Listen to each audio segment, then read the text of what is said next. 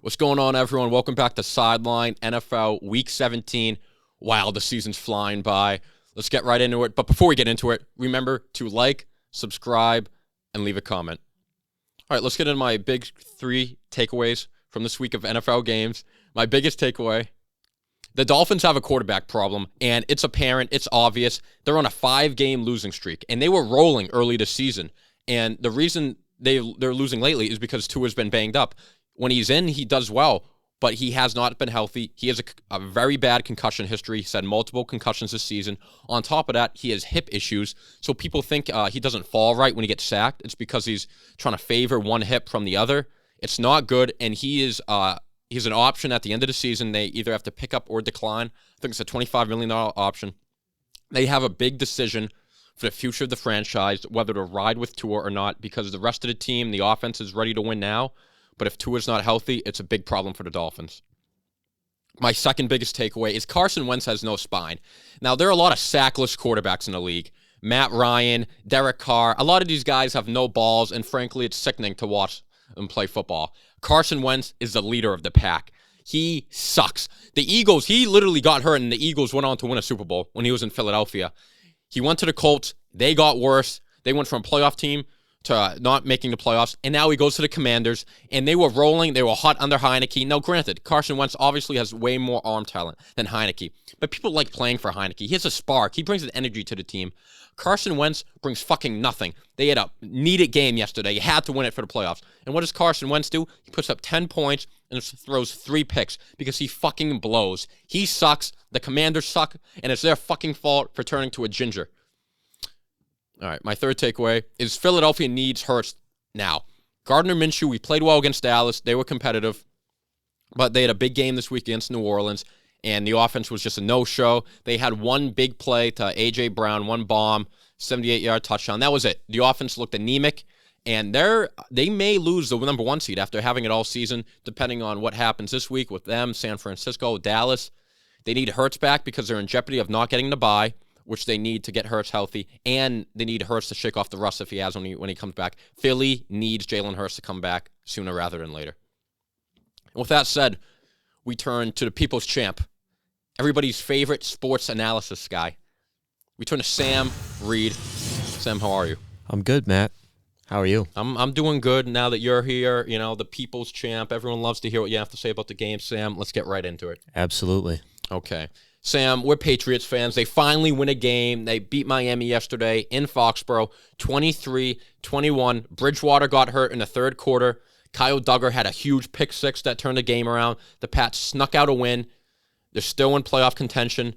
Sam, do you think the Pats will make the final playoff spot in the AFC? I don't know, Matt. They got a tough matchup against Buffalo next week. Buffalo is favored by 7.5 points, so it looks like Buffalo is going to take this one handedly, especially the way that our offense looked in this game. Mac looked okay out there. He had a couple of really good throws and then a couple of really piss-poor throws. 2 of the throws especially was one to Tyquan Thornton. He almost overthrew him. Tyquan had to come back to him, but if he hit him in stride, it would have been an easy touchdown. And then the other throw I'm referring to is the Hunter Henry pass when they were on their own 10-yard line. Yep. He threw a little out route to Hunter Henry and almost underthrew him. Yeah, Sam, I have no confidence in this Patriots. I mean, this is a fucking mirage. I mean, they beat the Dolphins on their third-string quarterback. I mean, whoop-de-fucking do. You know what I mean? Mac Jones is like peanut butter crackers. It's fine. They're okay. They fill a need. You know, but peanut butter cracker, it doesn't blow your balls off. You know, it's not terrible. It's good. You know, but I don't know. I think they'll get their doors blown off by Buffalo because they suck against Buffalo. But it's good, you know. We'll have one more week to talk about them. As for Miami, do you think they're screwed? Yes, I do. Okay. They seem like they can't really move the ball without Tua at the helm. Yeah. Guys like Jalen Waddle have definitely suffered from this because he didn't see any action in the first half. His action was mostly like in the third quarter and fourth quarter was when he showed some production in this one. Losing your second-string quarterback is especially tough for this offense because Skylar Thompson's a rookie, hasn't seen much game action, and as you can tell, he didn't really put up a good performance against this Pats defense. Yeah, I mean, Miami's talented as anyone on offense, but they get a quarterback problem. They need Tua healthy. Even Bridgewater got hurt. I don't think anything's going to happen this season. I can't see them winning it. But going into this offseason, I think is a bigger question for them what they do with Tua. Definitely.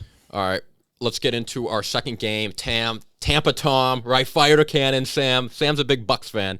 Sam marks his calendar every Brady game. The Bucks nudged out Carolina. They won 30-24. Mike Evans finally gets going. Had a huge 200-yard game, and the Bucks clinched the division. Sam, does this show you anything about the Bucks? Give you any confidence in them going into the playoffs? Well, before I get into that, no means to toot my own horn, but I did say last week on the show that Mike Evans was going to have a big performance in this one. Really? I said it on Best Bets. I said because of the injury to J.C. Horn, who's Carolina's you did, top actually. cornerback, You did say that. Okay, I said right. Mike Evans was due to have a day, and what do you know? He puts up one of the biggest performances we've seen this year. Sam, we'll have a reward for you after the show, if you know what I mean. All right, just stay ready. All right. Oh, that's awesome. But Yeah, as far as the Bucks look ahead to like the rest of the season, like their playoff hopes and whatnot, I say they got a strong chance to make some noise. This team is getting hot at the right moment. Brady's looking good. He's hitting his targets as he should be. The only question mark is if they're able to stop teams defensively, because their secondary is kind of lackluster, I would say. They're not able to shut down the opposing team's number one or number two wide receivers, as you could tell, because DJ Moore had a big game in this one. And they let Sam Darnold have his way for most of this game up until the fourth quarter. Sam, I agree. It's weird. The defense hasn't played great, but they got the talent. I mean, they got some brothers on that defense. I mean, Shaq Barrett, Devin White, Levante David. They got some dudes on that defense. I think they can make some noise in the playoffs. It looks like they're going to have Dallas first round, who is sackless. They always choke. And I feel like the NFC is wide open. I think San Francisco is a cut above, but then again, Purdy, playoffs. Philadelphia has been struggling with Hurts. I mean, Tom in the playoffs, man. I mean, I wouldn't be shocked. They win this week. They stay hot. I mean, it wouldn't shock me if Tampa got rolling a little bit in the playoffs, even though they've looked bad. Absolutely not, especially with the game at home, too. That's big. Oh, very big. Fire to cannons. All right, next game, we have Philadelphia Eagles. They lost this week, Sam, to Andy Dalton, another ginger, and the New Orleans Saints. The Philly offense continues to struggle with Gardner Minshew at the helm. And the one-season jeopardy. If they don't win this week and San Fran or Dallas wins, they won't get it. Sam, are you worried at all about the Eagles heading into the playoffs? I'm a little bit worried, Matt. There's been a lot of injuries to this team. As you know, Jalen Hurts has been out the past couple weeks. And then they also lost Lane Johnson, their offensive tackle, who's a phenomenal offensive tackle. But he is going to make a return for the playoffs. Okay. He said he's going to delay the surgery till after the season's over. But they also lost the key edge rusher and Sweat to this game. He left and had to be taken to the hospital. However, he has been released from the hospital. Okay, all right, so, thank goodness. All right. Yeah. As far as this team looks heading into the playoffs, they don't look that great. They don't have a lot of momentum heading in. And, I could see them getting upset that first game in the playoffs. Well, Sam, Philadelphia was strong all season, but I was a little worried. I think they may have blown their load a little too early, Sam. A little prematurely. Jalen Hurts hasn't played in 2 weeks, so even if he comes back, he might be rusty. The offense might not look like it did all season, and I feel like generally the teams that make the Super Bowl, the teams that get hot at the end of the season, like a San Fran, in the AFC, maybe like a Cincinnati. I still think Philadelphia is the strongest team in the NFC, but I think they can be beaten by any other team in the NFC any given Sunday. Absolutely. I think their schedule was a little bit on the easier side, so that's even why in the division. That's why we're seeing kind of this falter in their team right now. They're going on this losing streak and losing a couple key players. To the Saints, to lost to the Who dat Nation? Of course. Yeah, love New Orleans. There you go. All right, Lil Wayne from New Orleans. All right, Vikings Packers. Sam, the pack is rolling. Green Bay, Lambeau Field in December, in January, football time. They killed the Vikings. 41-17. Packers stay hot. The Vikings implode versus another playoff team. Sam, are the Packers for real? And you think they'll make the playoffs? And are the Vikings frauds? Are they going to do anything?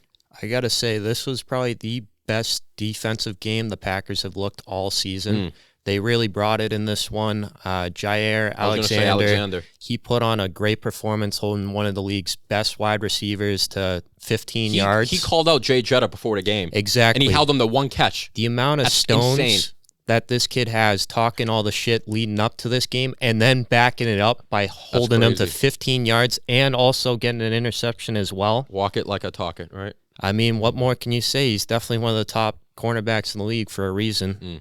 But as far as the Pack's outlook in terms of their playoff hopefulness, I would say that Green Bay controls its own destiny. It does. They win, they're in.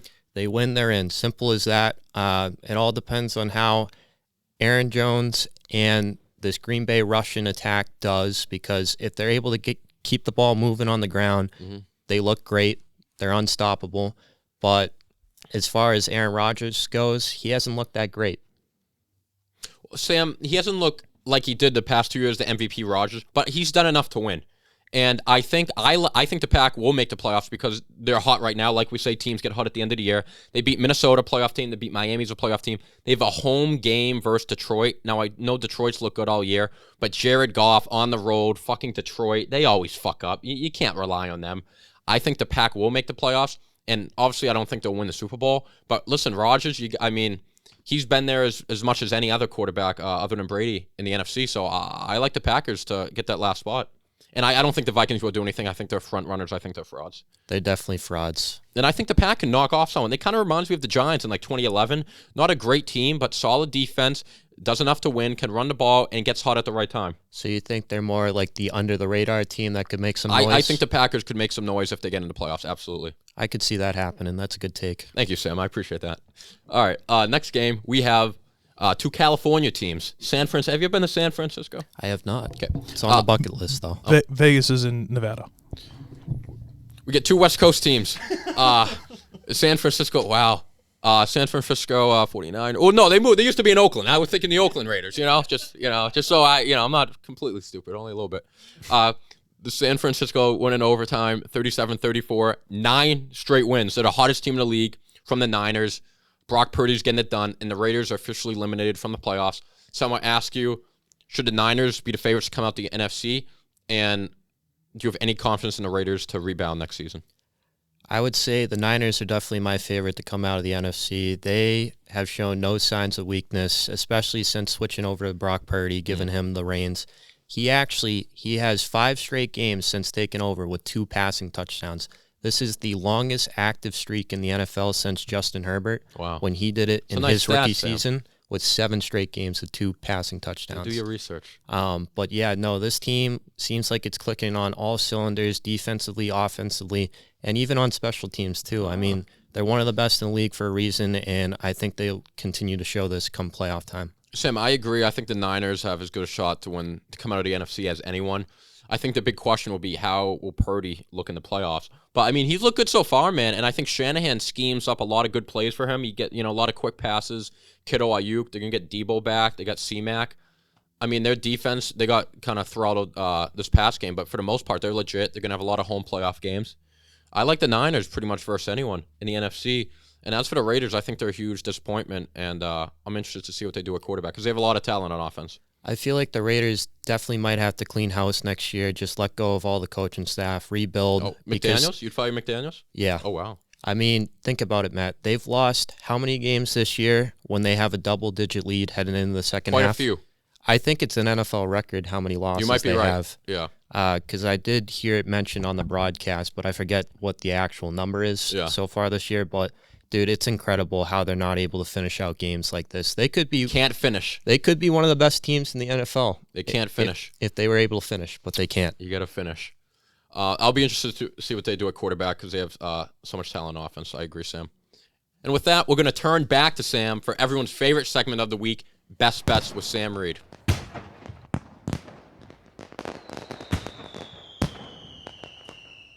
Hello, everyone. Welcome back to Best Bets, a segment in which I look ahead to this week's upcoming slate of games and pick out the 3 best bets that I think had the most value. So here's how we stand after last week's slate of games. So our updated record is 7 wins, 7 losses, and 1 push. So we had a great week last week. We went undefeated so far, pending the Bengals result tonight in the game against the Bills. But we went 3-0 on our plays. We had the Steelers money line. They beat Baltimore. We had the Jags to cover the spread of 4.5 against the Texans. They blew them out. And then we also hit our last resort parlay as well. So that was a nice bonus. We had the Bucs in that one to win. We had Seattle to win, and we also had the Browns to win. So it was a nice little payday for us. So hopefully we can continue that momentum into this week. Now, before I get into the best bets for this week, I just want to throw out a quick disclaimer that I am no means a professional handicapper, so please bet responsibly and do not bet more than you can afford to lose.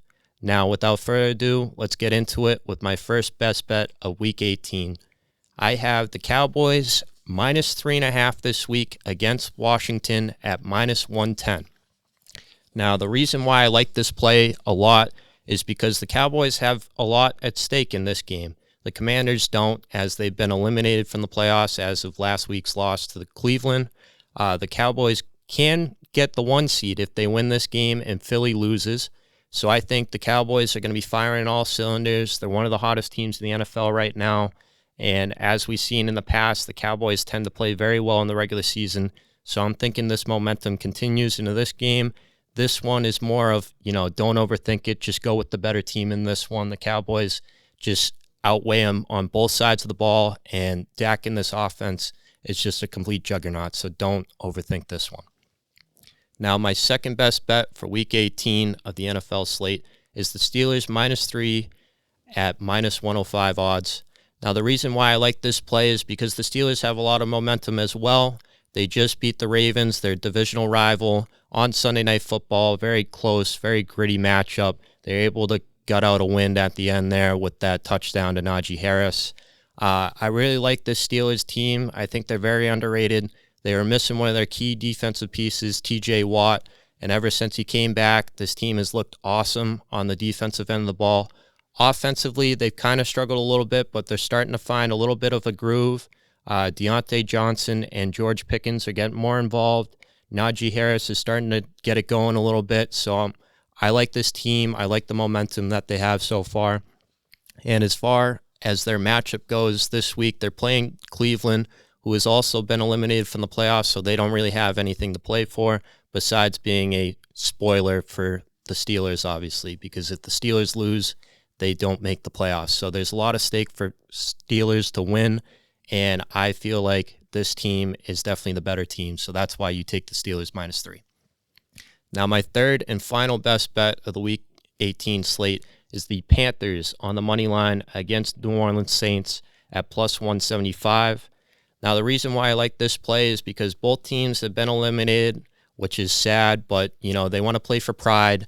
I feel like this Panthers team is very gritty. They played very well the past couple weeks, had a couple of tough opponents, and even got a very big win a couple weeks back. I really like this team. They're able to stop the run. New Orleans likes to run the ball a lot. I feel like this team can run the ball well. They're starting to get the passing game going, which is a nice touch as well. Sam Darnold has looked very well. DJ Moore is starting to come back, which all year he's looked miserable out there. Hasn't had consistent quarterback play, but now he's starting to get it with Darnold back. I just feel like this Panthers team is going to bring that pressure, contain New Orleans' run game, and it's going to be not really a close contest in this one. So just don't overthink it. Take the Panthers money line in this one. And now we have my last resort play for the week, which was new in last week's segment. So if you don't know what this is, go check it out in last week's video. But the last resort play is just kind of a last-ditch effort. If these 3 plays don't hit, this is kind of like the Hail Mary, as you'd say, to try and win some money, win all your money back from last week's bets and also this week so far. But here's who I have in this week's last resort play. So it's a parlay. So you take these 3 teams, put them together, you get better odds. You put in less money, you win more, basically. So it's a win-win. So the teams I have in this are the Texans money line. I have the Giants plus 13.5 and the Titans plus 6.5. So I'll give you a reason for each of these picks. So the Texans money line, I like them in this matchup against Indy, divisional matchup. Colts have looked terrible since Nick Foles has gotten the helm for the Colts at starting QB. He has looked very awful. This offense is very dreadful. They just took 2 bad losses to the Chargers and the Giants the past 2 weeks, and have struggled to put up points. The Texans have played a couple of really good teams the past couple of weeks and have held their own, so I think the Texans win this one in a tight matchup. I like the Giants plus 13.5 in this one because they're playing Philly. Philly hasn't looked that great, even though they're probably getting Jalen Hurts back this week. So people are expecting it to be more of a blowout because their last matchup, they won by like 14 plus points. So that's why the spread is very high. But the Giants have been rolling. Daniel Jones is starting to fit into his role, starting to get things going on the offensive side of the ball, making good throws, even using his own legs too. Who would have known Danny Dimes can do it all? But take the Giants in this one. They've looked very good the past couple weeks, and I can see them continuing in this matchup, keeping it relatively close within a score, maybe a score and a field goal. And the last part of this parlay is the Titans plus 6.5.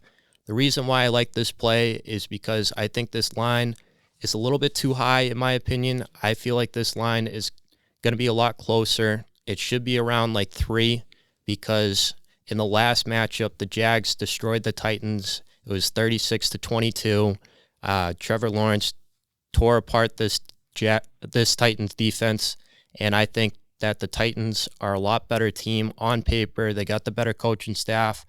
They check off all the boxes in this one. I feel like Derrick Henry's going to have a big game. They did well enough to halt him from having a big game last time, so I could see him having a big game and keeping this one close. I think 6.5 is too many points in my opinion. Well, guys, that's it for Best Bets. Thank you all for tuning in. Now we're going to turn it over to Matt Samson for Sweet and Sour and the final word. Thank you. So delightful. All right, guys. So Sweet and Sour Fantasy Football. This was the last week of fantasy, everyone's fantasy championships. So instead of looking forward to the next week like we usually do, this will be our last Sweet and Sour segment, and we're going to do a year in review. So the 3 sweetest picks of this year and the 3 most sour picks of this year. You picked these guys, you did well, or the sour guys, you probably came in last or you got fucked in the playoffs. Number 3, sweet for the entire fantasy season is Tony Pollard. Tony Pollard was drafted by everyone as a backup running back. People drafted him as a handcuff to Zeke or, hoping maybe Zeke would get hurt at some point during the season.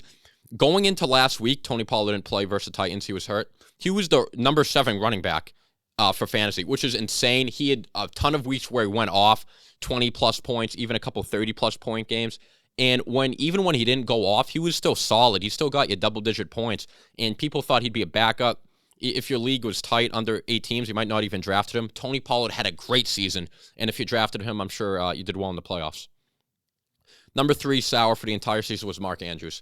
Mark Andrews was drafted in some leagues as a tight end 1, even ahead of Kelsey. At the very least, he was tight end 2, and he just did not have a good fantasy season. He had a 100-yard game this past Sunday, but even that wasn't great for where he was drafted. People thought he was going to have an unbelievable year like he did the year before, and it just didn't happen. The Ravens' offense was bad. Lamar Jackson was hurt for a lot of it. He had very few double-digit weeks, and he was a huge disappointment for people who drafted him. My number 2 sweet for all season is Josh Jacobs. A lot of people had written off Josh Jacobs, and a lot of people stayed away from him in drafts because there were rumors he might get cut. They were playing him in preseason games. Like a veteran like him, that's not a good sign. He took that personally. He led the league in rushing this year. He had so many monster games. I lost to him, our friend RJ, shout out Movie Mob one week, because Josh Jacobs had a 300-fucking-yard game. He had over 50 fantasy points. He was insane. I think he's RB1 or 2 for the entire fantasy year. He's there with McCaffrey and Eckler. Those guys were drafted 2 and 3 in all fantasy leagues. Josh Jacobs was probably taken as a flex, even a backup running back. If you did him, you probably had a great fantasy season, unless you're RJ and missed the playoffs because he fucked up everything else. All right, my number 2 sour for the entire season is DeAndre Swift. This guy was drafted as, in some leagues, an RB1, maybe a high-end RB2, but people thought he was going to break out this season, like my friend Hamza. Didn't happen.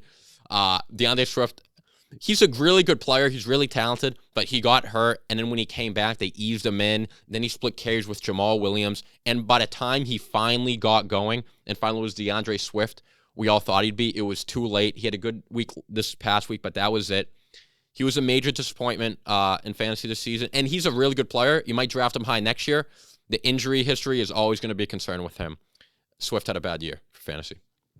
Number 1 sweet, the sweetest of them all, sweet like cocaine, Justin Jefferson. Jefferson had an amazing fantasy season. If it wasn't for this game versus the Packers, he would be on pace to break the NFL receiving records for receiving yards in a year. He was unbelievable. He had multiple 30-plus fantasy points. I mean, he's an automatic. You lock him in for fucking 25 a week, except for this week. If you had him in a championship, you might have lost, but he got you there. He was fucking unbelievable. He was drafted probably as wide receiver 1 or 2, him or Cooper Kupp. And he surpassed expectations. He'll be drafted maybe even higher this season. He was unbelievable. He's going to be a stud for years to come. Jefferson, the sweetest of them all. And the most sour. This guy was just disgusting, this fantasy. You wanted nothing to do with him. It's Jonathan Taylor. Unfortunately, my partner in crime, Sam, we traded for him halfway through the season, and Sam was sent home early in the playoffs. Says a lot. Jonathan Taylor was drafted. The reason he's the most sour is because he was a consensus #1 pick in every fantasy league. Everyone took Jonathan Taylor, and I would have too. He was a consensus #1 pick. He had a good week 1. After that, he got hurt, and then out of the lineup, even some weeks when he played, he wasn't great. He got going a little bit, kind of 3 quarters at the end of the season, but then he got hurt again. He wasn't there for your fantasy playoffs when you needed him most, and part of it is because the Colts sucked and blew this season. They were terrible. The offense was anemic, and he was hurt this year. He was part of a bad offense. He didn't get a lot of goal line work. He's a really talented player, really good player. Maybe next year he'll do well, but he didn't do good this year. I'm sorry, Sam. That's just how it is. It's how the cookie crumbles. Crumble cookies, good spot in Saugus. Very good cookies. Had it this weekend. All right, that's it. That's all we got. Sideline, NFL, Week 17. No more sweet and sour, but we'll be back. Back with best bets, back with headlines. We'll get into top 5 games. Sam will be back. I'll be back. Remember to like, subscribe, leave a comment, send a link to a friend, post it on your Instagram. Have a good week.